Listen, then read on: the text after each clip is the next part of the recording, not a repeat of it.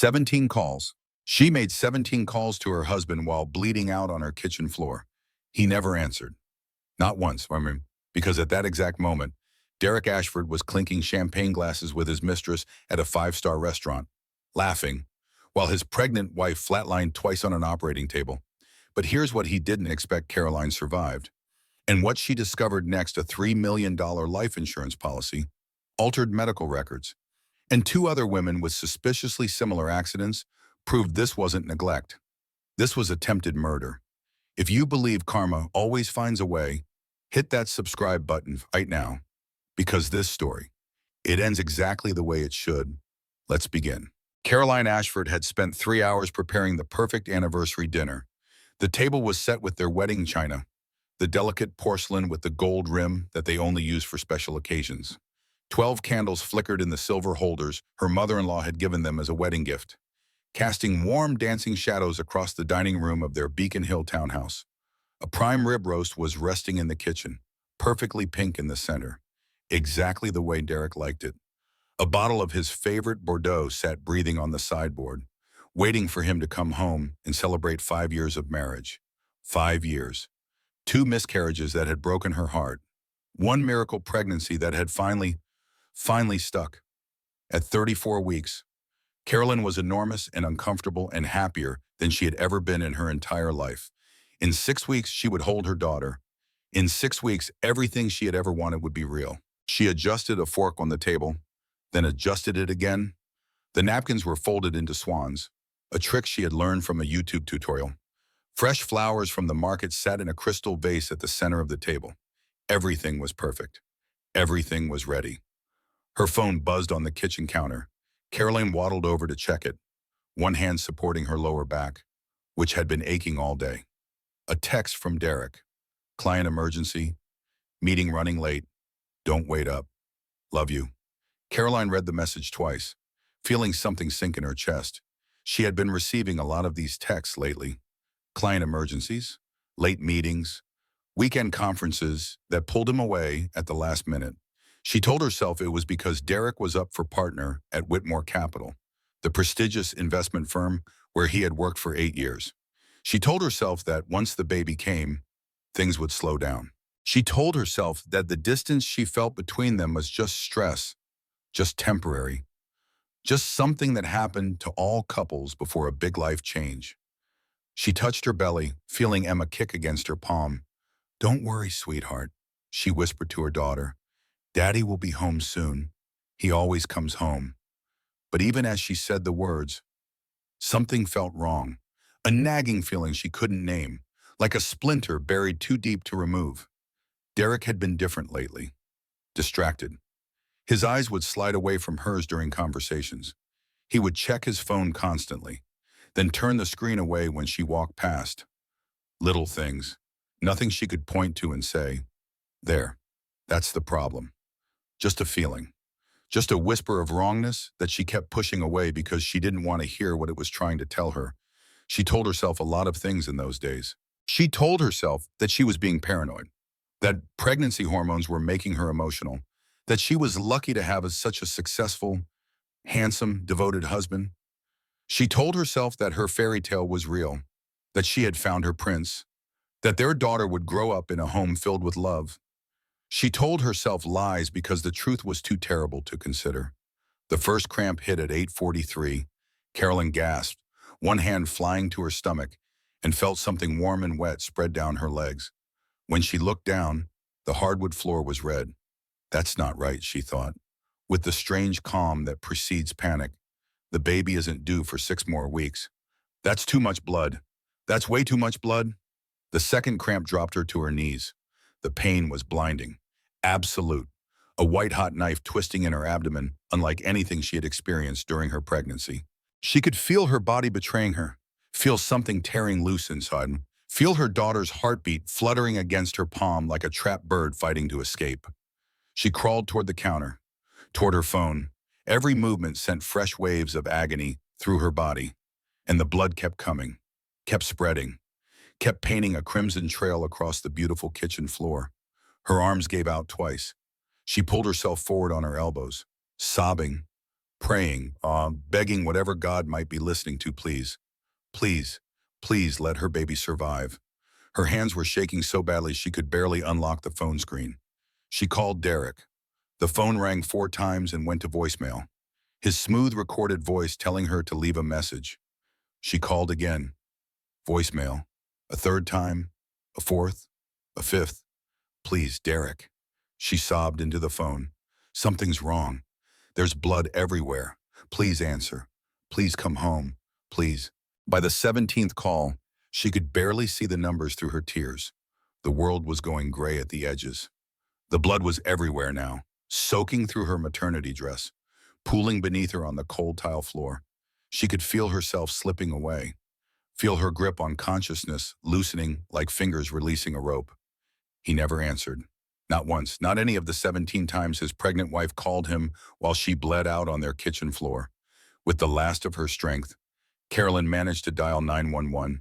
She managed to give her address. She managed to say the words pregnant and bleeding and help before her vision went white and the phone slipped from her fingers and everything disappeared into darkness. The paramedics found her unconscious 8 minutes later. They found the blood, so much blood that one of them would later say he didn't understand how she was still alive. They found the candles still burning on the anniversary table, the dinner growing cold in the kitchen. The phone on the floor with 17 outgoing calls to the same number. They did not find her husband. At Boston General Hospital, Carolyn flatlined for the first time at 9:22. The surgical team brought her back, their hands moving with desperate precision, shocking her heart until it remembered how to beat. She flatlined again at 9:47. They brought her back again, refusing to give up, refusing to let this woman and her baby die on their table. The baby was delivered by emergency cesarean at 10:15. A tiny girl who weighed just under 4 pounds and had to be intubated before she could take her first breath. They rushed her to the neonatal intensive care unit, where machines would breathe for her and monitor her heart and keep her alive minute by minute through the long night ahead. Derek Ashford walked into the hospital at 12:37 in the morning. He was wearing a different shirt than he had worn to work that morning, a crisp white button-down that still had the creases from the package. His collar smelled of a perfume Carolyn had never owned, something floral and expensive and young. And in his jacket pocket, folded carelessly next to his wallet, was a receipt from La Maison Rouge. Table for two, $8.47, 2 champagne cocktails, 2 chocolate soufflés, $847, and a handwritten note on the back in feminine script, "Can't wait to see you again." S. Carolyn's father was sitting in the waiting room when Derek arrived. William Mitchell had driven 90 miles an hour from his home in Connecticut the moment he received the call from his wife. He had been pacing the halls for 2 hours, sick with fear, while his daughter fought for her life on an operating table and his granddaughter struggled to breathe in an incubator. He watched his son-in-law approach the nurse's station. He watched Derek receive the news that his wife and daughter had nearly died. He watched the expressions that crossed Derek's face, looking for the terror of a man who had almost lost it everything. He didn't see terror. He didn't see relief. He saw calculation. William Mitchell had spent 30 years reading criminals. He had interrogated murderers and fraudsters and men who wore expensive suits while stealing millions from innocent people. He knew what guilt looked like when it was trying to hide behind concern. He knew what disappointment looked like when it was wearing the mask of grief. And he knew, with the bone-deep certainty that had made him one of the FBI's most successful agents, that something was very, very wrong with his son-in-law. That night, while his daughter lay unconscious in the ICU and his granddaughter fought for every breath in the NICU, William Mitchell stepped into the hospital hallway and made a phone call to an old colleague. "I need surveillance on my son-in-law. Starting tonight, full workup, financials, movements, communications, everything you can find." There was a pause on the other end of the line. "What are you looking for?" Bill William glanced back toward his daughter's room, where Derek was now performing grief for the nurses, dabbing at dry eyes with a handkerchief. "I'm not sure yet, but something's wrong here. Something's very wrong, and I'm going to find out what it is." 3 days after Caroline nearly died, her husband became a celebrity. Local news ran the story of the devoted father whose wife had collapsed alone while he was stuck in a critical client meeting. The anchors spoke in hushed, sympathetic tones about the tragedy, the miracle, the family's strength. Derek gave tearful interviews in the hospital hallway, holding Caroline's hand for the cameras, describing the terror of that phone call, the desperate rush to the hospital, the moment he saw his wife lying pale and broken in the ICU. "I've never been so scared in my life," he told the reporter, his voice cracking with perfectly calibrated emotion. "When I got that call, my whole world stopped. All I could think about was getting to her, getting to my family, the miracle family." The news called them. The headlines made Caroline's stomach turn, though she couldn't have explained why. Something about seeing Derek's face on television, watching him perform grief and devotion for strangers, felt wrong. Like watching an actor who had memorized his lines but didn't understand the character. Caroline was recovering in a private room on the 5th floor, her body held together with stitches and painkillers in the stubborn determination to survive. Her daughter Emma lay in the neonatal intensive care unit 3 floors up, tiny and fragile in her plastic incubator, hooked to machines that monitored every heartbeat, every breath, every flicker of brain activity. Emma was stable now. The doctor said she was a fighter, but she might have lasting complications from the oxygen deprivation during the delivery, developmental delays, learning difficulties, heart problems. They wouldn't know for months, maybe years. All they could do was wait and hope and pray. Carolyn watched her husband perform for the cameras and felt something cold settle in her chest, something she couldn't name but couldn't ignore. A crack in the foundation of everything she had believed about her marriage, her life, her future. Derek visited her room 4 times a day, always with flowers, always with reassurances, always with his phone in his hand. He kissed her forehead. He told her he loved her. He asked about her pain medication schedule and her discharge timeline and whether she had signed the insurance paperwork that had somehow appeared on her bedside table. He never once asked about Emma's prognosis. He never asked about the doctor's concerns or the test results or what the future might hold for their daughter. He asked about paperwork, about timelines, about logistics. I was so scared. He kept saying, whenever anyone was listening, "When I got that call, my whole world stopped. I've never driven so fast in my life." But Caroline remembered the clock on the wall when he finally arrived. 12:37 in the morning, 4 hours after her collapse. 4 hours during which her husband had been unreachable, during which her father had left 17 voicemails, during which the hospital had called his office and been told that Mr. Ashford left for the day at 6 o'clock. Where had he been for those 4 hours? Where had he been while she was dying? She asked him once, late at night, when the nurses had finished their rounds and the hallway outside was dark and quiet. She asked about the perfume on his collar that night, a scent she didn't recognize, something floral and young and nothing like anything she had ever worn. Derek's face did something strange. For just a moment, less than a heartbeat, his expression rearranged itself. The loving husband mask slipped, and underneath was something cold and irritated and contemptuous, something that looked at her like she was an annoyance, an obstacle, a problem to be managed rather than a wife to be loved. Then it was gone, and he was holding her hand and calling her sweetheart and explaining patiently about the drink with clients after the meeting, the colleague who had spilled wine on his shirt, the quick dash home to change before rushing to the hospital. "You know how it is, baby," he said, his thumb stroking her knuckles in a gesture that suddenly felt possessive rather than loving. "Client relationships are everything in my business. I couldn't show up to a meeting smelling like a wine bar." Caroline accepted the explanation. She had no reason not to. Not then, not yet. But she didn't believe it.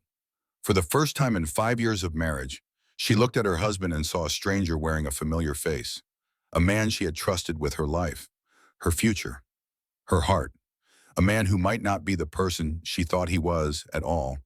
Her father visited that evening, after Derek had left for what he claimed was an emergency conference call with overseas clients. William Mitchell sat in the chair beside her bed, his hands folded in his lap, his eyes sharp and watchful in a way that reminded Caroline of her childhood. When he would come home from cases and sit at the kitchen table with that same expression, processing something terrible that he couldn't share with his family, he asked careful questions. Questions about Derek's work schedule, about his travel patterns, about any changes in his behavior over the past few months, questions about their finances, about their joint accounts, about whether Derek had mentioned any particular stresses or pressures or concerns. Carolyn didn't have answers. She realized, with growing unease, that she didn't know very much about her husband's life at all. He handled the finances. He managed the investments. He made the decisions about their future while she decorated their home and planned their nursery and trusted that he would take care of everything. When had she stopped asking questions? When had she stopped expecting to be included in decisions about her own life? When had she become so passive, so trusting, so willing to let someone else hold all the power? William didn't tell her about the surveillance. He didn't tell her about his suspicions. He just kissed her forehead and told her to rest and promised that everything would be all right. But his hands were shaking when he left. And Carolyn noticed. She noticed. And she wondered.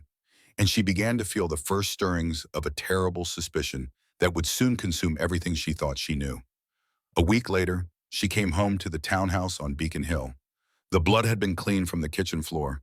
The anniversary candles had been thrown away. Everything looked normal. Perfect. Exactly the way it had always been.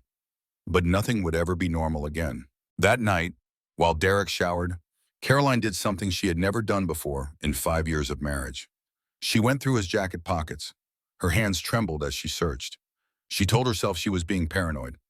She told herself that there would be nothing to find, that she would feel foolish, that she would put everything back and never speak of this moment again. She found the receipt from La Maison Rouge.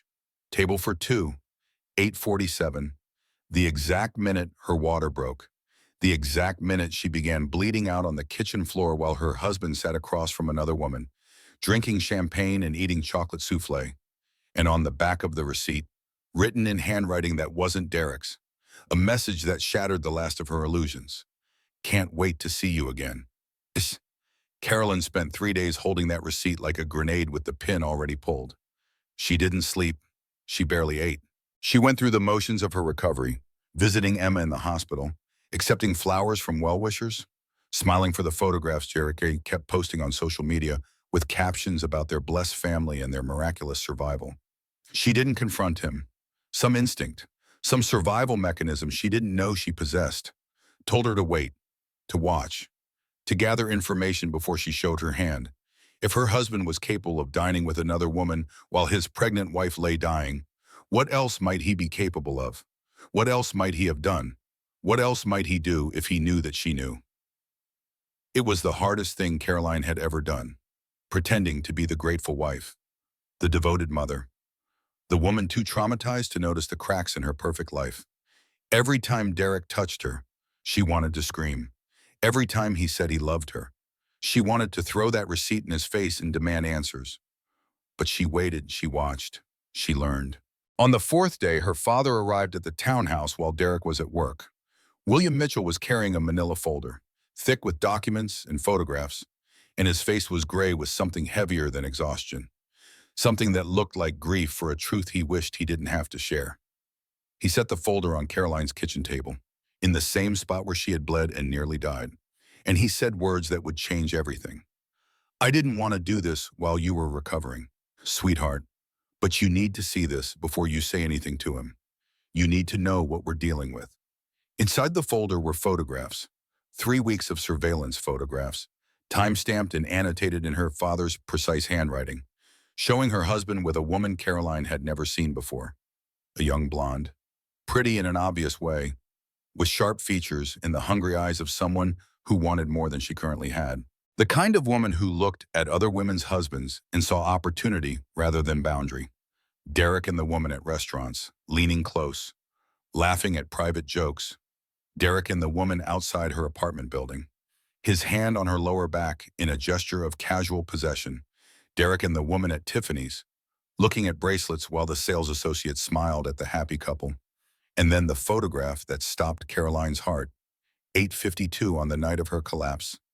Derek standing outside La Maison Rouge, his arms wrapped around the blonde woman, kissing her deeply under the restaurant's awning, completely oblivious to the 17 missed calls lighting up his phone, completely unaware that across the city, his wife was dying and his daughter was being cut from her body. He was laughing in that photograph.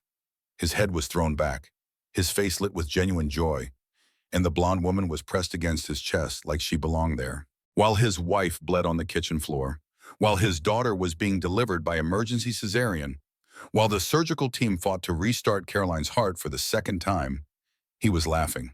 Caroline's brothers arrived within the hour. James, the attorney, canceled his afternoon meetings and drove down from his office in the financial district, his jaw tight with barely controlled fury. Thomas, the cybersecurity specialist, caught a flight from San Francisco that morning, pacing the terminal until his plane boarded, then pacing the aisle until they landed. The Mitchell family had always been close. Their mother, Margaret, had died of cancer when Caroline was 15, and the loss had welded them together into something unbreakable. When one of them was wounded, the others circled. When one of them needed protection, the others became shields. William spread the evidence across the dining room table, the photographs, the timeline, the text messages his contacts had obtained through means that existed in a gray area between legal and necessary. 6 months of communications between Derek Ashford and a junior analyst at his firm named Stephanie Vale. The affair had started when Caroline was 3 months pregnant, right around the time Derek had begun working late, taking weekend trips, pulling away from her in ways she had blamed on stress and excitement and the pressure of impending fatherhood. Right around the time she had started feeling like a roommate rather than a wife. "He told me we couldn't afford a vacation this year," Carolyn whispered, holding a photograph of Derek at the jewelry store, pointing at a diamond bracelet that must have cost thousands. "He said we needed to save for the baby. He said we needed to be responsible." James was already thinking about legal strategy, his lawyer's mind clicking through options and precedents, documenting everything for divorce proceedings, protecting Caroline's assets, particularly the trust fund from her grandfather that she had brought into the marriage, ensuring she would get full custody of Emma, given Derek's demonstrated neglect on the night of her birth. Thomas wanted to do something more immediate, something involving his fists and Derek's face in a dark alley where no one would interrupt. His hands kept clenching into fists, and his voice shook when he spoke. "Let me talk to him. Just a conversation. Just me and him." William stopped him with a look that had silenced hardened criminals. "We do this right. We do this legally. Or we don't do it at all. I didn't spend 30 years putting people away to watch my son throw his life away in assault charges." Carolyn wept. She wept ugly. Broken, desperate tears that seemed to come from somewhere deeper than her eyes. She wept for the marriage she thought she had, for the husband she thought she knew, for the future she had imagined that was now burning to ash around her. Her mother held her, even though Margaret Mitchell had been dead for 17 years. That's what it felt like anyway, like being held by her mother, surrounded by family, protected from a world that had turned cruel and strange. And then William said something that turned her grief into ice. "I've been investigating financial criminals for my entire career. Sweetheart, 30 years of looking at men who lie for a living, who steal and cheat and destroy lives without losing a night's sleep. They all have the same look when they think they're getting away with it. That smug certainty, that absolute confidence that they're smarter than everyone else." He paused, his hands trembling slightly in a way Caroline had never noticed before. "I saw that look on Derek's face at the hospital. When he walked in 4 hours late, when he heard that you had almost died, that's not the face of a man who almost lost his wife. That's the face of a man whose plans was interrupted." Caroline stared at him, not understanding. "What are you talking about? He's a cheater. Dad, he's a liar and a cheater, and I hate him. But he's not a William." Held up his hand. "I don't think this is just an affair. I think there's more. Something bigger. Something darker. And I think we need to find it before you confront him. Can you do that? Sweetheart, can you pretend a little longer while we dig?" She agreed. She pretended. She played the recovering wife, the grateful survivor, the woman too weak and too traumatized to notice anything wrong. That night, while Derek slept beside her, Caroline slipped out of bed and opened his laptop in the home office. She wasn't looking for more evidence of the affair. She had enough of that to divorce him 10 times over. She was looking for whatever her father had sensed, whatever darkness was hiding beneath the charm. She found it in a folder labeled financial planning, a life insurance policy on herself and Emma, $3 million, beneficiary Derek Ashford, taken out 3 months ago, right when the affair started, right when Derek began pulling away, right when everything changed. Carolyn's hands shook so badly she could barely take screenshots of the documents. She had to cover her mouth to keep from sobbing out loud, to keep from waking the man sleeping in the next room, the man she had loved, the man she had trusted, the man who had apparently decided that she was worth more to him dead than alive. 3 months ago, Derek had taken out a massive insurance policy on her life. 3 months ago, he had started his affair with Stephanie Vale. 3 months ago, he had begun planning a future that didn't include his wife except as a corpse and a payout. And 3 weeks ago, someone had altered her medical records at Boston General Hospital. Her severe allergy to a common blood thinner had been removed from her file. If the paramedics had administered that medication during her emergency, she would have died within minutes. This wasn't just betrayal. This was attempted murder. Her husband had tried to kill her. The Mitchell family reconvened at William's house in Connecticut, away from any surveillance Derek or his mother might have in place. They gathered around the dining room table like generals planning a war, coffee growing cold in forgotten cups, faces grim with the weight of what they were discovering. Carolyn's brother Thomas began laying out what his digital forensics had uncovered. He had spent the past 72 hours diving into Derek's financial life, following money trails through shell companies and offshore accounts, piecing together a picture that made the affair look like a minor footnote. The financial picture was catastrophic. Derek Ashford had been living a double life for years, maybe longer. Beneath the polished Harvard MBA exterior, beneath the senior portfolio manager title in the Beacon Hill townhouse and the expensive suits and the confident smile, was a man drowning in debt. He had lost over $2 million gambling on offshore betting sites, poker, sports betting, high-stakes blackjack at illegal online casinos. The losses had accumulated over 5 years, growing larger as Derek chased his losses, convinced that the next bet would be the one to turn everything around. To cover the gambling debts, he had been skimming from client accounts at Whitmore Capital. Small amounts at first, a few thousand here and there, easily hidden in the complexity of investment portfolios. But the amounts had grown. 50,000, 100,000, $500,000. He had been moving money through shell companies, using Caroline's trust fund as collateral for loans she had never seen or approved, building a house of cards that was about to collapse. The SEC was already circling. Thomas explained, "I've found communications between Whitmore's compliance department and federal regulators. They're investigating irregularities in Derek's client portfolios. It's only a matter of time before they find what I found." James leaned forward. "How much time?" "Months. Maybe less. The investigation is accelerating. Someone's going to prison, and Derek knows it." Caroline sat very still, trying to process what she was hearing. Her husband wasn't just a cheater. He wasn't just a liar. He was a thief, a gambler, a man who had stolen millions from people who trusted him, who had used her family's money to feed his addiction, who had built their entire life on a foundation of fraud and deception. Thomas pulled up more documents on his laptop. Spreadsheets, bank statements, transaction records that traced the flow of stolen money from legitimate accounts to offshore gambling sites. "He married you for your money," Thomas said flatly, his voice cold with barely controlled rage. "You brought a $1.5 million trust fund into the marriage. That was his safety net, his backup plan, his get-out-of-jail fund. But he gambled through it, he leveraged it, and when that wasn't enough, he decided you were worth more dead than alive." Caroline's trust fund from her grandfather was worth $1.5 million. The life insurance policy was worth $3 million. Together, well, that was $4.5 million, almost exactly the amount Derek needed to cover his losses before the SEC investigation reached critical mass. "He needed me dead," Carolyn said. The words felt unreal, like something from a movie she was watching about someone else's life. "He needed me to die so he could collect the insurance and pay off his debts." Her father nodded slowly. "And he needed it to look like an accident, a tragic complication of pregnancy. A wife who bled out alone because her husband was stuck in a meeting. No suspicion, no investigation, just grief and sympathy and a big fat insurance check." James had been making calls to his contacts in the legal world. A former law school classmate now worked for the SEC Enforcement Division.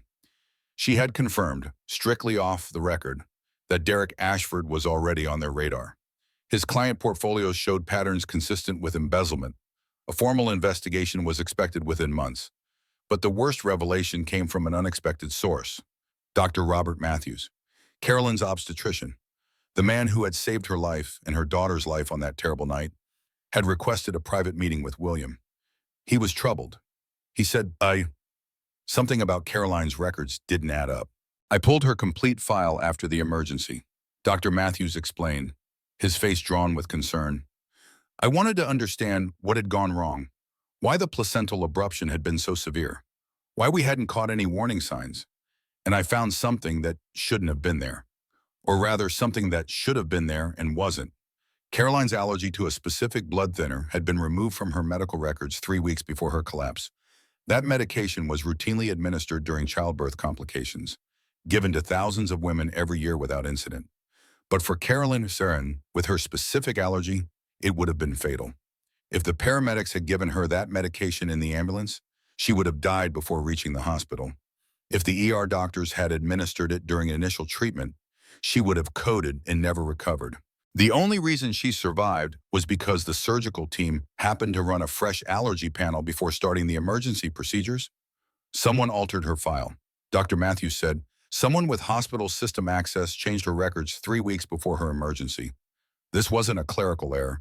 This was deliberate. William asked who would have that kind of access. Doctors? Obviously. Nurses with administrative privileges. Hospital administrators? IT staff. And anyone whose family happened to sit on the hospital board. Dr. Matthews added quietly, board members have executive access to all systems. It's supposed to be for oversight purposes only, but the access is there. Victoria Ashford, Derek's mother, had been on the board of Boston General Hospital for 15 years.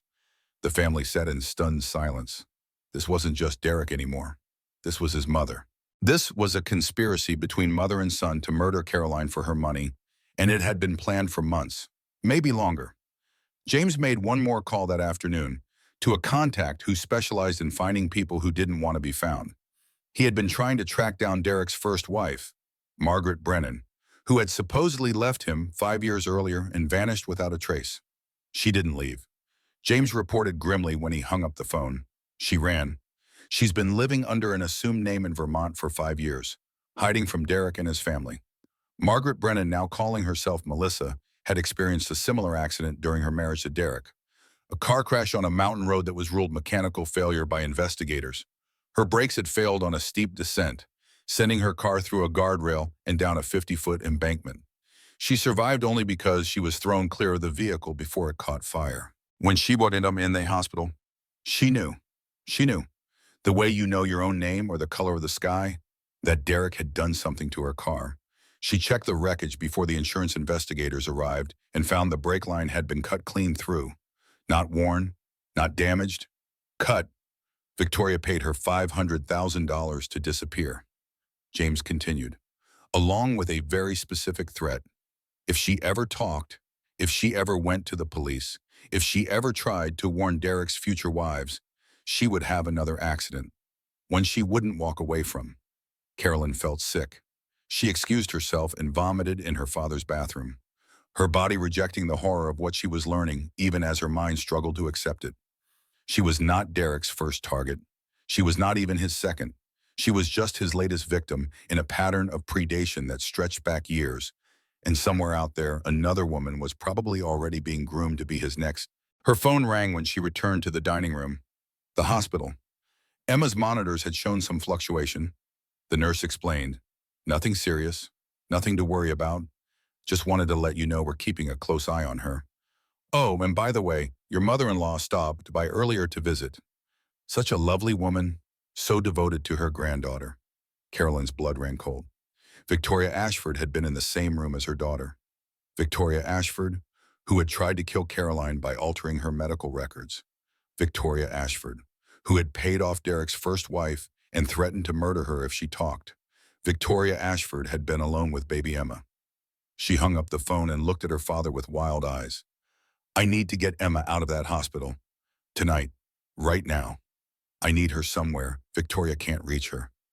William was already standing, already reaching for his car keys. We'll transfer her to Massachusetts General. Different hospital system. Different board. No Ashford connections. They left within the hour.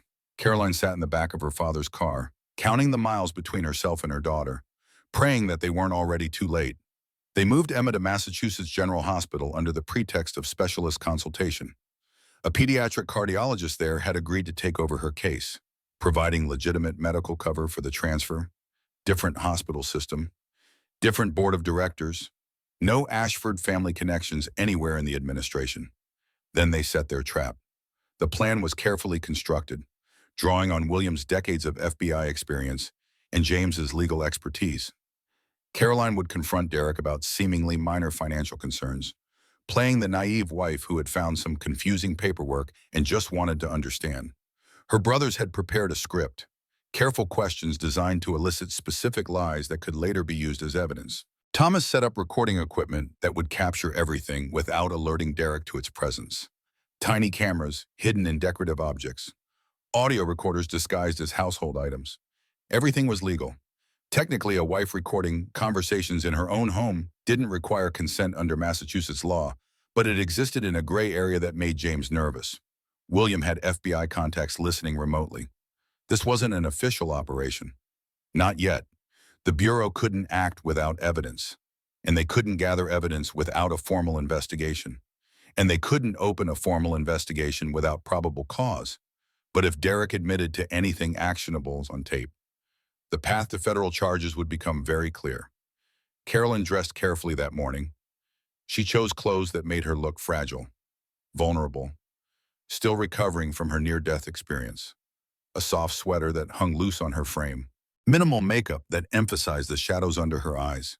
She practiced her expressions in the mirror, the confused wife, the trusting partner, the woman who wanted nothing more than reassurance that everything was okay. It was the performance of her life, and everything depended on getting it right. Derek came home from work at 6:30 to find her sitting in the living room with a folder of financial statements, printouts she claimed to have found while organizing his home office. "I was looking for Emma's birth certificate," she said, her voice perfectly pitched between concern and bewilderment. "And I found these documents I don't understand. There are accounts here I've never seen.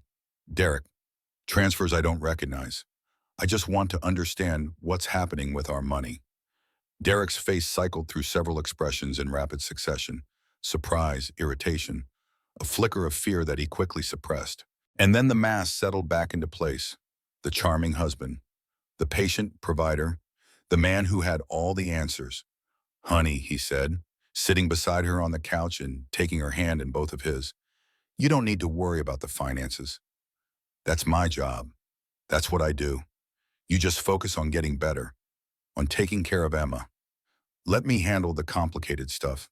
"But this life insurance policy," Caroline pressed, holding up the document like she barely understood what it was. $3 million. That seems like a lot of money." "Derek, when did we get this?" Derek's smile didn't waver, but something shifted behind his eyes. "I took that out after your accident," he said smoothly. "When I almost lost you, I realized how fragile life is, how quickly everything can change.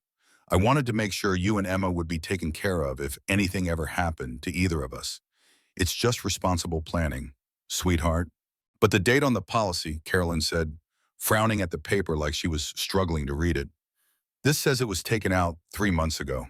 Before my accident, that's when I started the application," Derek explained, his voice taking on a slightly condescending tone.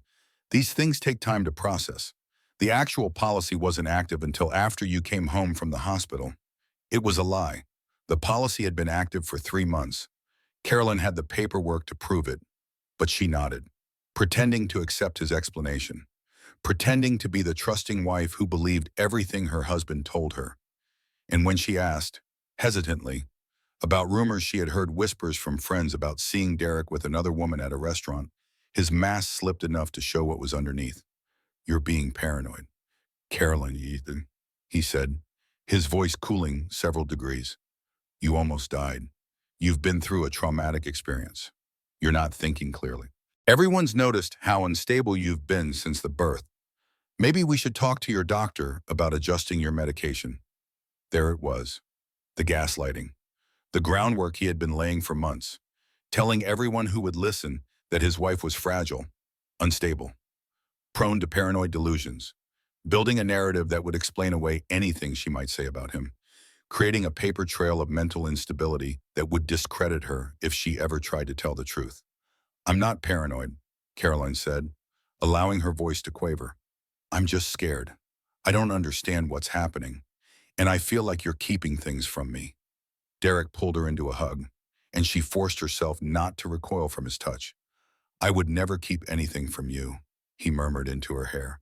"I love you. I love Emma. Everything I do is for this family." She had it all on tape. Every lie, every dismissive comment, every attempt to make her doubt her own sanity. After Derek left for work the next morning, believing he had successfully managed his hysterical wife, the family convened at William's house to review the recordings. They had him. They had his lies about the insurance policy, documented and time-stamped. They had his dismissive comments about her mental state, proving he was actively undermining her credibility. They had enough for a divorce filing with extremely favorable terms, enough to ensure Caroline would get full custody and a significant portion of the assets. James was cautiously triumphant. "This is good. This is really good. Combined with the financial evidence Thomas found, she'll get everything. He won't be able to fight it." But William was less certain. "It's not enough for criminal charges." "Not yet. We have him lying about finances, but we can't prove he knew about the medical records. We can't prove he was involved in the insurance fraud beyond taking out the policy. We need more." Still, it felt like victory. For the first time since that night on the kitchen floor, Caroline felt like she had power, like she was fighting back, like she might actually win. Then Victoria Ashford arrived. She walked into Caroline's home without knocking, without calling ahead, without any of the social niceties she normally performs so perfectly for public consumption. Her face was a mask of cold fury, her Chanel suit immaculate, her silver hair swept back in an elegant chignon that probably cost more than most people's monthly rent. In her hand was a folder of her own. "We need to talk about your father." "Dear," Victoria said, settling into an armchair like she owned the place. "Did you know he's been diagnosed with Parkinson's disease? Such a shame. Affects judgment, memory, credibility. I'd hate for his final years to be spent defending himself against accusations of harassment and stalking." She spread her counter evidence across the coffee table. Photographs of William following Derek. Records showing Thomas had accessed restricted financial databases without authorization. Documentation proving James had received confidential SEC information from a government employee. "You thought you were the only ones who could hire investigators," Victoria said, her voice smooth as silk and sharp as a blade. "My son has made mistakes. He knows that. He's agreed to therapy, to couples counseling, to whatever it takes to save your marriage. But he will not go to prison. And if you try to put him there, I will destroy every single person you love." Victoria Ashford was a woman who had spent 67 years learning how to wield power. Old Boston money, generations of wealth and privilege, connections that stretched through every level of Massachusetts society. She sat on boards. She attended galas. She knew every judge and politician and prosecutor in the state by their first names and their secrets. She had protected Derek his entire life.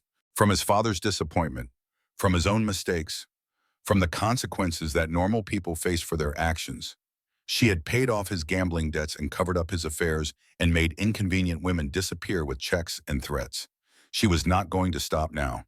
The counterattack was surgical, devastating, and brutally effective. Within 48 hours, James received a call from his law firm's senior partner. Victoria knew someone on the board, of course she did. She knew someone on every board, and James was being strongly encouraged to take an immediate leave of absence. "A client has raised concerns about your judgment," the senior partner explained, his voice carefully neutral. "Given the circumstances, we think it's best if you step back from active cases for a while. Take some time, sort out your family issues." Thomas's company was a Whitmore Capital client, one of Derek's accounts. Suddenly his position was under review. His access to company systems was restricted. His supervisor began documenting every minor mistake, building a case for termination. William's former FBI colleagues started receiving calls, anonymous tips about old cases from 20 years ago that Victoria's investigators had found weaknesses in, questions about evidence handling, suggestions that certain convictions should be reviewed. And at the hospital where Emma was now staying, a social worker appeared to evaluate whether Caroline was mentally stable enough to care for her infant daughter. Postpartum psychosis. Victoria explained sweetly when Caroline confronted her at the townhouse. Such a tragic and misunderstood condition. Your doctors are very concerned about your erratic behavior lately, the paranoid accusations against your loving husband, the secret meetings with your family, the obsessive monitoring of hospital visitors, the wild claims about murder conspiracies. Carolyn wanted to scream. She wanted to claw Victoria's eyes out, to burn down the entire Ashford empire, to make them pay for what they had done to her and to Melissa and to whoever else they had destroyed over the years. But Victoria held all the cards. She had leverage on William, some case from his FBI days that could destroy his reputation if it came to light. She had threatened his children's careers. She had doctors willing to testify about Caroline's supposed mental instability, social workers ready to recommend that Emma be placed in foster care while her mother received treatment. And she had money, endless, bottomless money that could buy whatever outcome she wanted. The family met one final time at William's house in Connecticut. Carolyn's father looked older than she had ever seen him, his hands shaking badly as he spread the evidence of Victoria's counterattack across the dining room table. The tremor was worse than it had been even a week ago, and Caroline finally understood what she had been seeing. "She has leverage on me," he admitted, his voice heavy with shame. "Something from a case I handled incorrectly. Years ago. A procedural error that could have changed the outcome. She'll use it to discredit everything I've ever done. Every case I worked, every criminal I helped put away." He looked at his children with tears in his eyes. "And my Parkinson's. I didn't want to tell you kids. I didn't want you to worry. But Victoria knows, and she'll use it. She'll tell everyone I'm a sick old man who can't be trusted, who's having paranoid delusions about his son-in-law, who's dragging his children into some kind of vendetta." James and Thomas both looked defeated. Their careers were in jeopardy. Their contacts were going silent, unwilling to risk Victoria's wrath. Her reach extended further than any of them had imagined. "I can't help you anymore, sweetheart," William said, and the words seemed to break something inside him. "If I try, I'll destroy everything I've built. My legacy, my reputation, everything I worked for, and I still won't be able to save you." Victoria's deadline was 48 hours. Accept a quiet divorce with a minimal settlement, sign away her rights to investigate Derek or discuss his affairs publicly, disappear quietly, the way Melissa had disappeared, or watch her entire family burn. Carolyn stood alone in her father's kitchen after everyone had left. Her support system had crumbled. Her leverage had evaporated. The woman who had tried to kill her was walking free, planning her next move, probably already grooming Derek's next victim. She looked at her phone, at a photo of Emma she had taken that morning at the hospital, tiny and fierce. Her daughter was fighting for every breath in the night hue, fighting to survive, fighting to live, just like her mother had fought on that operating table, just like her mother would fight now. Caroline had spent her whole life being the good daughter, the perfect wife, the woman who trusted others to handle the hard things. She had ignored red flags because she wanted the fairy tale. She had accepted explanations that didn't make sense because questioning them was uncomfortable.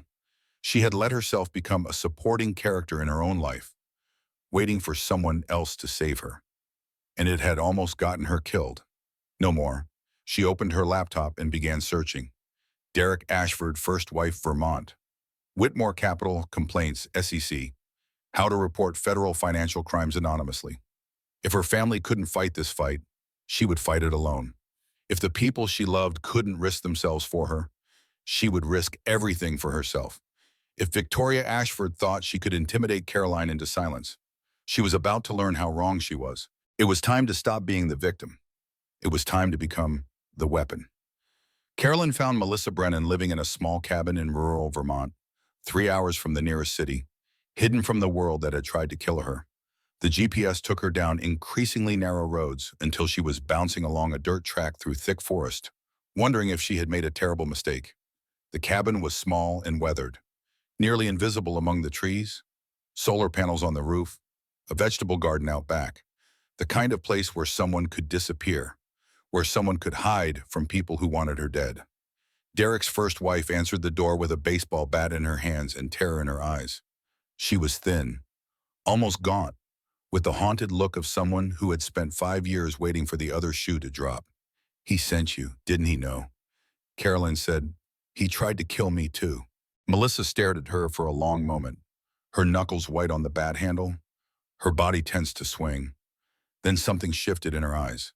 Recognition, understanding, the awful kinship of survivors. She lowered the bat and stepped aside. "You'd better come in." The story Melissa told was devastating. The same pattern, repeated like a loop, a playbook Derek had perfected over years. The same charm offensive in the beginning, the overwhelming attention and affection that made you feel like the center of the universe. The same slow isolation, cutting you off from family and friends until he was your whole world. The same financial control, handling all the money, making all the decisions, keeping you dependent and ignorant. And then the same ending, the accident that wasn't an accident, the near-death experience that was supposed to be a death. "I knew," Melissa said quietly, her hands wrapped around a mug of tea that had long gone cold. "I knew as soon as I crawled out of that wreck. I could feel it in my bones. And when I got home from the hospital and found the brake line, cut clean through, not worn, not corroded.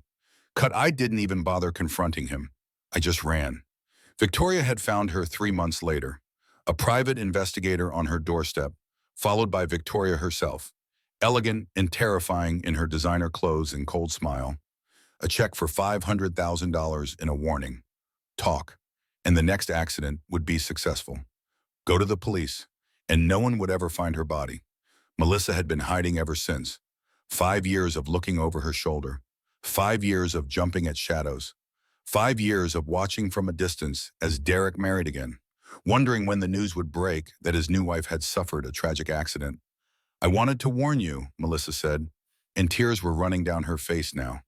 "When I saw the engagement announcement in the newspaper, when I saw the wedding photos, I wanted to call you, write you a letter, something, but I was too afraid." Victoria's threats weren't empty. She has people, resources. She could have found me. She could have made me disappear.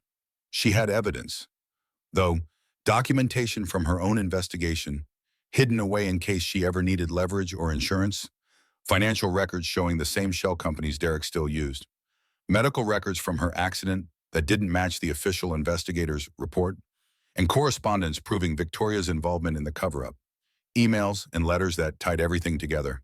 "Will you testify?" Carolyn asked.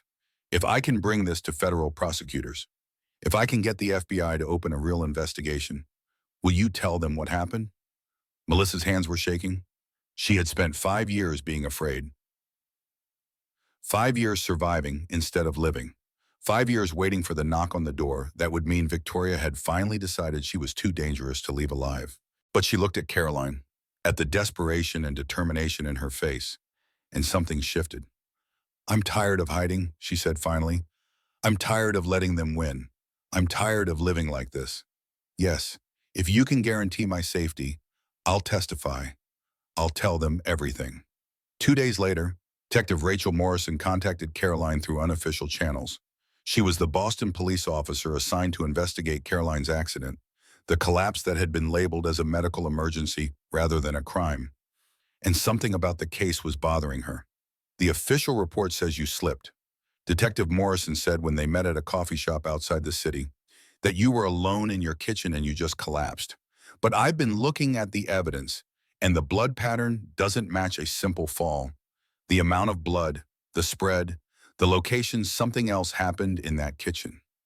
She leaned forward, lowering her voice. "And the medical record alteration? That's not an accident. That's not a clerical error. That's a crime. Someone deliberately changed your file to remove your allergy information 3 weeks before your emergency. That's premeditation. That's attempted murder." Detective Morrison couldn't investigate Derek directly without evidence. Not with Victoria's connections protecting him.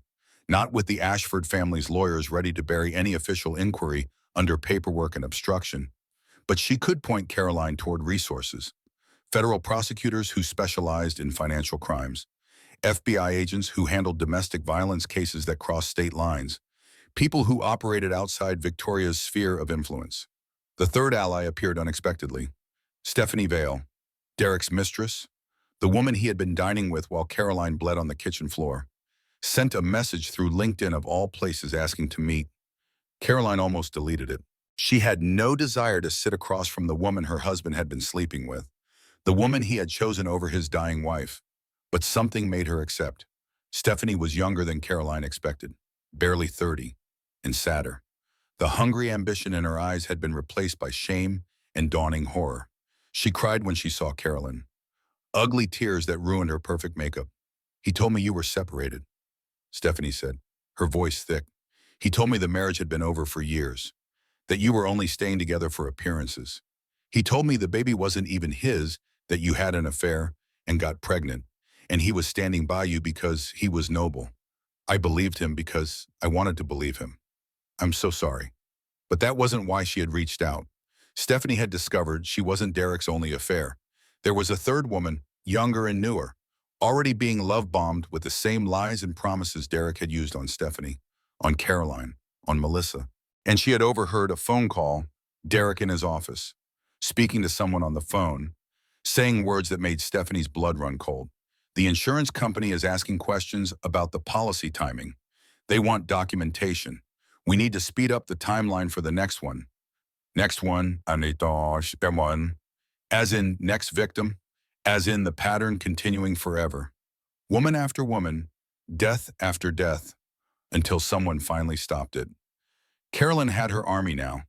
A first wife with documentation of the pattern, a mistress with inside information about Derek's current operations, a detective willing to bend rules to pursue justice, and somewhere in the background, her brothers and father quietly providing support, resources, information, everything they could risk without triggering Victoria's tripwires.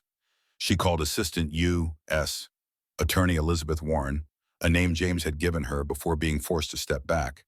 She laid out everything she had, the financial fraud documented in banking records, the insurance fraud captured in policy applications and beneficiary forms, the pattern of accidents stretching back years, the cover-ups orchestrated by Victoria Ashford.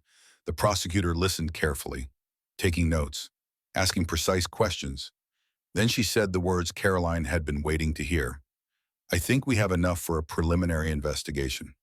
Let me make some calls." The FBI moved quickly once they had cause. Special Agent Morrison, a 20-year veteran of the Bureau's Financial Crimes Division, took personal charge of the case. He had handled Ponzi schemes and investment fraud and white-collar criminals who thought their money made them untouchable. He looked at the evidence Caroline and her team had assembled and saw something that made his investigators' instincts come alive. Within 2 weeks, his team had subpoenaed bank records from 4 countries. They had interviewed witnesses at Whitmore Capital who were happy to talk once they understood Derek wouldn't be able to retaliate. They had assembled a picture of fraud and conspiracy that exceeded even Caroline's worst fears. Derek Ashford had been stealing from his clients for 7 years. Over $4 million diverted through shell companies, lost to gambling debts, used to fund a lifestyle his legitimate salary couldn't begin to support. The SEC investigation that had been looming was about to become a criminal referral. The insurance fraud was equally damning. The $3 million policy on Caroline wasn't his first attempt.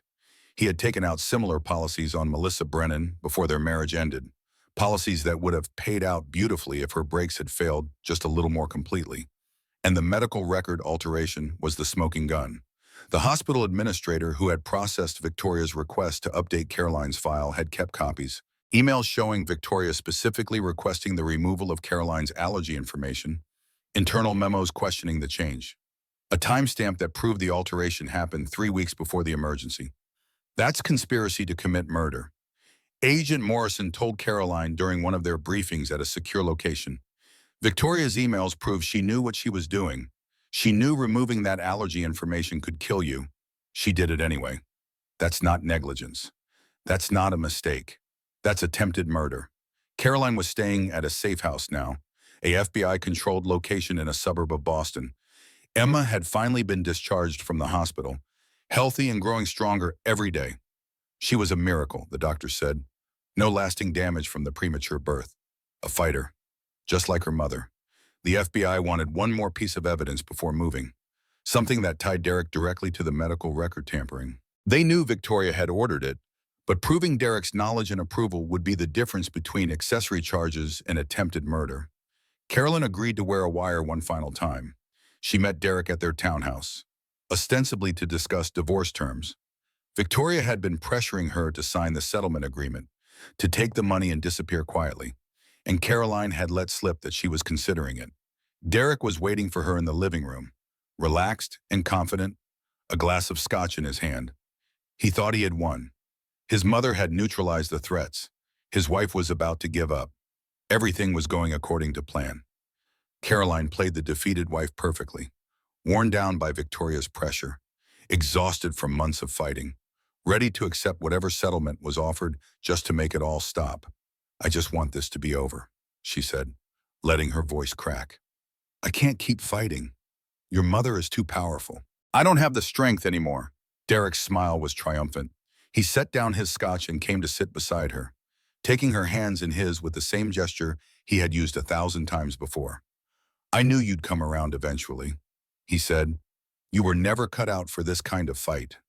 Too soft, too trusting. That's what I always loved about you. Caroline, you believe the best in people." Caroline kept her voice steady, even as rage burned in her chest. "I just want to understand what happened. The hospital records, the insurance policy, was all that really necessary? Couldn't we have just gotten a divorce?" Derek's smile flickered. "Necessary? I don't know what you're talking about. The insurance policy was just planning. The hospital records, I had nothing to do with that. But Victoria did." Carolyn pressed. "She told me she handled everything. Mother handles a lot of things." Derek leaned back, his confidence returning. "She always has. That's what mothers do. They protect their children. Even from their wives," Derek laughed, a cold sound that made Caroline's skin crawl, "especially from their wives. You don't understand families like ours. Caroline, we protect our own, we take care of our own, and sometimes that means removing obstacles." "Obstacles," Caroline repeated. "Is that what I am?" Derek's eyes met hers, and for just a moment, the mask dropped completely. She saw the man underneath, cold, calculating, utterly without conscience. "You were never supposed to survive," he said quietly. "Mother handled the details. She always does. The medication error was supposed to look like hospital negligence. The insurance payout would have covered everything. You would have been a tragedy." Caroline's a beautiful, tragic story. It wasn't a full confession. He hadn't admitted to planning the murder, only acknowledged that his mother had handled the details, but it was enough. Combined with everything else, it was more than enough. 2 days later, arrest warrants were issued for Derek Ashford and Victoria Ashford. The charges included wire fraud, insurance fraud, conspiracy to commit murder, and obstruction of justice. The takedown was planned for the Whitmore Capital Annual Gala, a society event held at the Boston Museum of Fine Arts. Both Ashfords would be there, surrounded by their wealthy friends, believing themselves to be untouchable. Carolyn asked to be present. She needed to see it happen. She needed them to see her face when the cuffs clicked shut. The FBI agreed. The Boston Museum of Fine Arts glittered like a palace that night. Crystal chandeliers cast warm light across marble floors and priceless artwork. Waiters in black ties circulated with champagne flutes and silver trays of canapes. Boston's wealthiest families mingled in their finest clothes, celebrating another successful year for Whitmore Capital and the privilege of being able to afford tickets to an event like this. Derek Ashford stood near the grand staircase in a custom tuxedo, drink in hand, laughing at something a colleague had said. He looked perfectly at ease, the golden boy of Boston finance, untouchable and untouched by scandal. He had no idea that the waiters around him weren't really waiters, that the security guards by the exits weren't really security guards, that his entire world was about to collapse. Victoria Ashford held court across the room, accepting compliments on her vintage Chanel gown, discussing upcoming charity events, playing the role of society matriarch that she had perfected over decades. She was magnificent. Carolyn had to admit, terrifying and magnificent. Neither of them noticed when Caroline walked through the entrance. She had chosen her dress carefully, red silk that caught the light with every step, the color of the blood she had lost on that kitchen floor, simple but stunning. Her hair was done, her makeup flawless, her spine straight despite the terror coursing through her veins. She looked like a woman who had won. The crowd parted as she walked forward. People recognized her. She had been in the news. The tragic wife who had nearly died, the survivor of the Miracle family. Whispers followed in her wake. What was she doing here? Didn't she know this was Derek's event? Derek saw her when she was 20 feet away. His champagne glass froze halfway to his lips. Victoria turned, drawn by some predator's instinct, and her face went absolutely still. The murmurs spread through the crowd. People pulled out phones. Cameras began recording. This was exactly the kind of drama Boston society lived for, and Caroline was about to give them more than they had ever imagined. She stopped directly in front of her husband, close enough to touch, close enough to see the flicker of fear behind his confident smile. "Caroline," he said, recovering quickly, already constructing his performance. "What are you doing here? This isn't appropriate. You should be home resting. We talked about this. You're not well." "I'm perfectly well," Caroline said, and her voice carried across the suddenly silent ballroom. "For the first time in years. Actually, I've stopped believing your lies. I've stopped trusting your explanations. I've stopped being the naive, trusting wife who was too stupid to see what was right in front of her face." Derek's smile became fixed, artificial. "Sweetheart, you're confused. Let me take you home." She stepped back when he reached for her underwear. "Don't touch me. Don't ever touch me again." Victoria was moving toward them now, her expression sharp with warning. "Caroline," she said in her most commanding voice, "you're making a scene. This is neither the time nor the place for your paranoid accusations. Security, please escort this woman out before she embarrasses herself further." But the security guards didn't move. They weren't museum security anymore. Derek's eyes darted around the room, and Carolyn watched the realization dawn on his face. The exits were blocked. The waiters were positioning themselves strategically. The woman by the door had FBI written all over her, despite the evening gown. The trap had been sprung, and he was standing in the center of it. "You've been under investigation for 6 months," Carolyn said, loud enough for the nearby guests to hear. "Wire fraud, insurance fraud, conspiracy to commit murder. The FBI has documentation of everything. Every shell company you used to hide stolen money. Every client you defrauded. Every medical record your mother had altered to try to kill me." Gasps rippled through the crowd. Phones rose higher, recording everything. "This is slander." Victoria snapped. "My lawyers will destroy you. I will destroy you." "Actually," Caroline said, "we have quite a bit of evidence. Shall I introduce you to some of the witnesses?" She raised her hand, and Melissa Brennan stepped out of the crowd. Derek's first wife, the one who had fled to Vermont, the one who was supposed to stay hidden forever, the one Victoria had paid $500,000 to disappear. Melissa looked thin and pale, but steady on her feet. Her eyes never left Derek's face. "Hello, Derek," she said. "Remember me?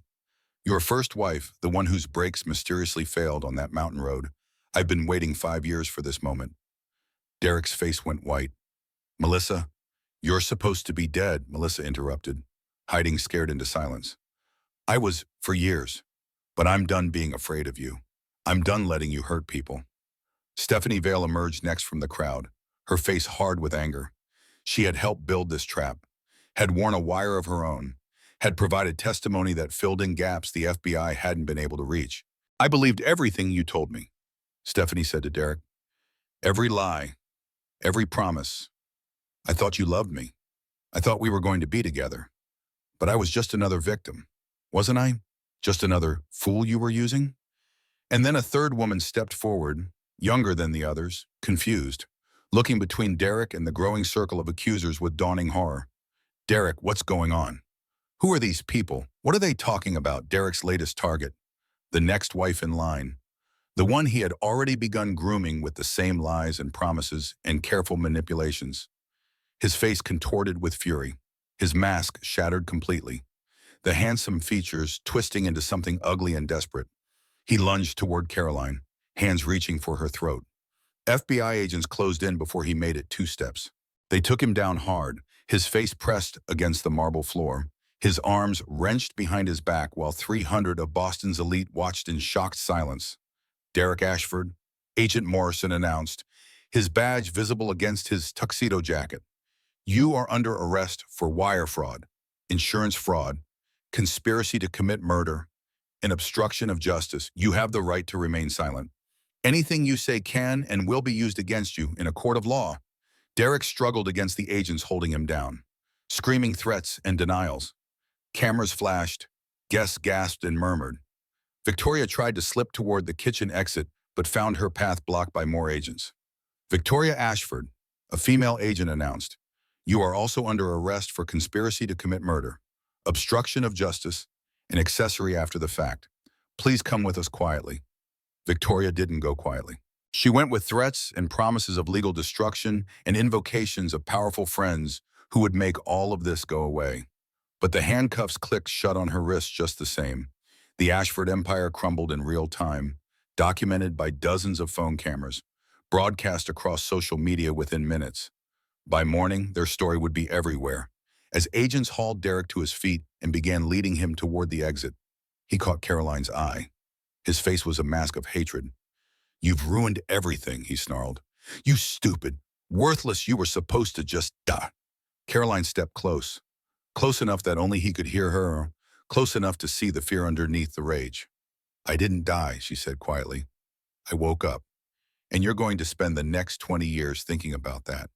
She watched them drag him away, watched Victoria follow in handcuffs, watched the entire corrupt edifice they had built come crashing down around them. And then she walked out of the museum, into the cool Boston night, past the cameras and the shouted questions. Her father was waiting by a car, Emma asleep in a car seat in the back. William's hands were shaking badly now, the Parkinson's impossible to hide, but he was smiling through his tears. "You did it, sweetheart. You did it yourself." Carolyn took his hand, trembling fingers and all. "No, we did it together. All of us. I just finished what you started." She climbed into the car and sat beside her sleeping daughter. Emma's tiny hand wrapped around Caroline's finger, holding on tight even in sleep. The nightmare was over. The justice was done. And tomorrow, for the first time in longer than she could remember, Caroline Mitchell would wake up free. 6 months later, Caroline stood at the window of her new apartment, watching the Boston skyline turn gold in the early evening light. It was a modest place compared to the Beacon Hills townhouse, a two-bedroom in Cambridge, with hardwood floors and tall windows and a small balcony overlooking a quiet street. But it was hers. Every piece of furniture, every painting on the wall, every dish in the kitchen, she had chosen it herself, paid for it herself, built a home with her own hands and her own decisions, accountable to no one. Emma was sleeping in the nursery, 9 months old now, and healthy beyond all expectations. The doctors called her a miracle baby. No lasting effects from the premature birth, no developmental delays, just a happy, thriving infant who had no idea how close she had come to never existing at all. Caroline had the baby monitor on the counter beside her, the screen showing Emma's peaceful face, her tiny chest rising and falling with each breath. She checked it constantly. She probably always would. Some fears didn't go away. Some vigilance became permanent. She still checked locks 3 times before bed. She still startled at unexpected sounds. She still had nightmares sometimes. Dreams where she was bleeding on the kitchen floor and no one was coming to save her. But the nightmares were less frequent now. The fear was manageable. And the future was finally something she could look forward to instead of dread. Derek had taken a plea deal 3 months after his arrest. 25 years for wire fraud, insurance fraud, and conspiracy to commit murder. He would be nearly 60 when he got out, if he lived that long. Prisons weren't kind to men who tried to murder their pregnant wives for insurance money. Victoria had refused to plead. She had hired the most expensive defense attorneys in Boston, confident that her money and connections would save her as they always had. The jury deliberated for 4 hours before convicting her on all counts. 12 years. She was 67 years old. She would be nearly 80 when she was released. The Ashford fortune was being liquidated. Restitution was being distributed to Derek's wife's victims, the clients he had defrauded, the women he had terrorized, the lives he had damaged. Caroline's trust fund had been recovered and returned. Melissa Brennan had received compensation for 5 years of living in fear. It wasn't justice. Exactly. No amount of money could give Caroline back her innocence, her trust, her ability to believe in fairy tales. No amount of prison time could undo the trauma, the fear, the months of fighting for her life and her sanity. No verdict could erase the 17 missed calls, the pool of blood, the 2 times her heart stopped beating on an operating table. But it was something. It was an ending. And endings. Carolyn had learned were necessary before new beginnings could take root. Her father visited every Sunday now.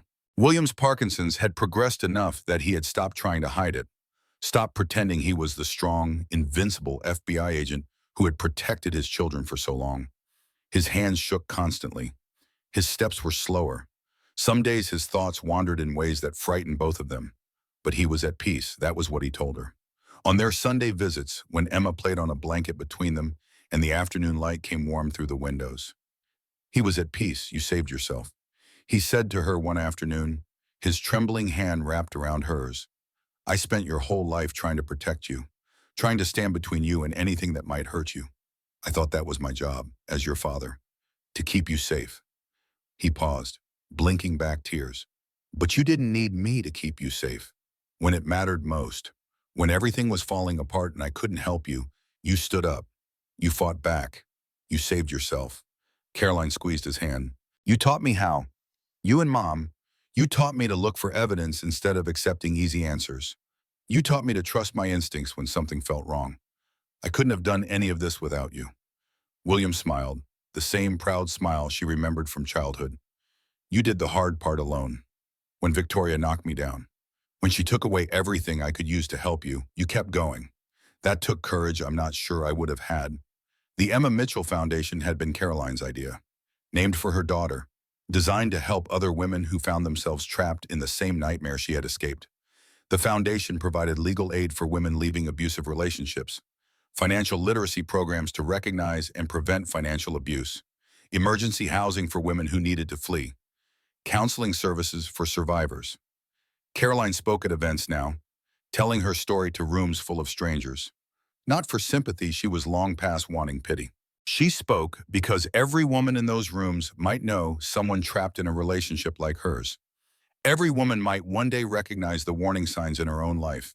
Every woman deserved to know that there was a way out. Look for the patterns, she told them. Trust your instincts when something feels wrong. Ask questions, especially when asking questions makes someone angry.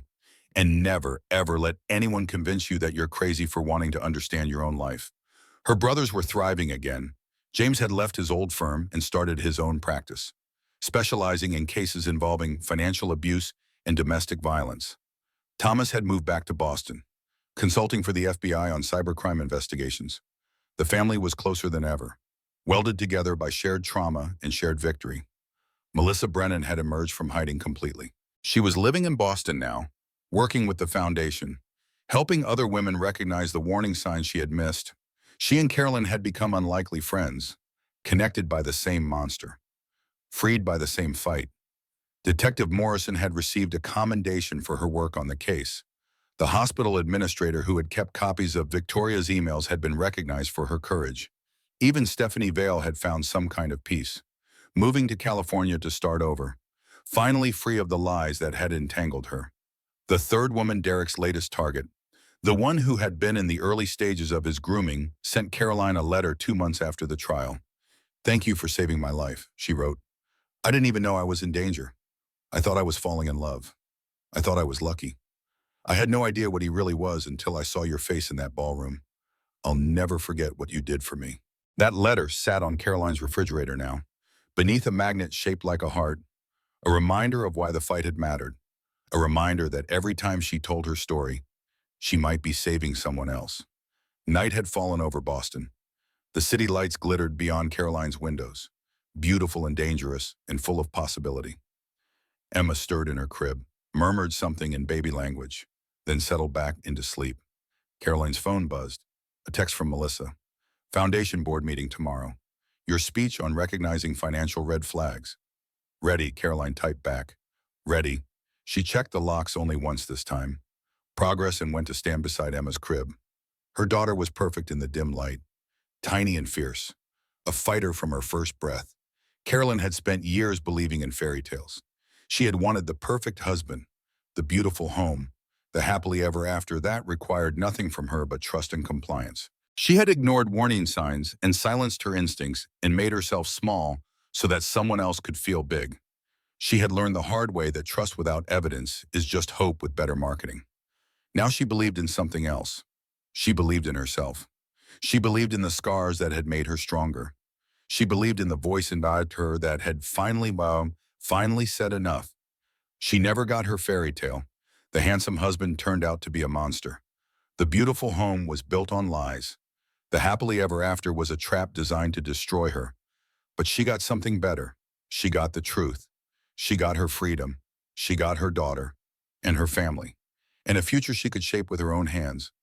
And most importantly, she got herself back. Caroline kissed Emma's forehead, soft as a whisper, then went to bed. Tomorrow she would speak to a room full of women who might be living their own nightmares. She would share her story, her pain, her hard-won wisdom. She would help other women wake up before it was too late. But tonight she would sleep peacefully in a home where no one was trying to kill her. She would dream of her daughter's future, bright and full of possibility. She would rest in the knowledge that the monsters were locked away and the people she loved were safe. Carolyn Mitchell had survived. She had fought. She had won. And her story, the real one, not the fairy tale, was just beginning.